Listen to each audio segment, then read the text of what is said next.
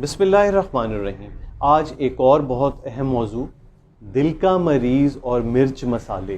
اور یہ اکثر ہوتا ہے، ایک بیچارہ دل کا مریض جس کو ہارٹ اٹیک ہوا، بائی پاس ہوا، اس کا انجیوپلاسٹی ہوئی، کوئی پروسیجر ہوا، وہ فالو اپ پہ آیا ہے تو اس قدر پریشان کہ میرے گھر والے مجھے بالکل پھیکا کھانا، نہ اس میں کوئی نمک ہے، نہ مسالہ ہے، نہ تیل ہے، اور وہ دے رہے ہیں۔ دیکھیں، یہ سن لیجئے کہ دل کا مریض مرچ اور مسالے ضرور کھا سکتا ہے۔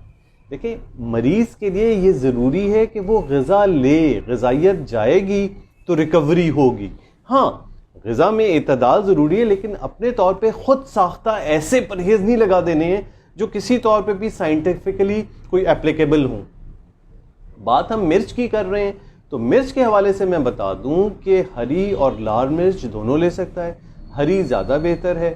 لال مرچ میں یہ ہے کہ جو مسالے کے صورت میں کٹی ہوئی لی جاتی ہے، اس میں چونکہ ملاوٹ کا خدشہ ہوتا ہے، اس لیے کم سے کم اور کوشش کریں کہ ایسی جگہ سے جہاں آپ کو ریلائبل ہو کہ اس میں ملاوٹ نہ ہو، تاکہ وہ جسم کو نقصان نہ پہنچائے۔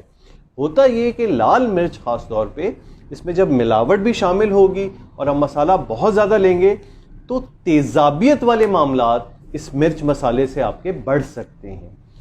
تو صرف اس وجہ سے تھوڑا سا خیال رکھنے کی ضرورت ہوتی ہے۔ ادروائز دل کی طرف سے ایسا کچھ نہیں ہے کہ آپ مرچ اور مسالے نہ لیں۔ ہاں، نمک آپ کو کم رکھنا ہے، تیل کم رکھنا ہے، بالکل ابلا ہوا کھانا نہیں دینا ہے۔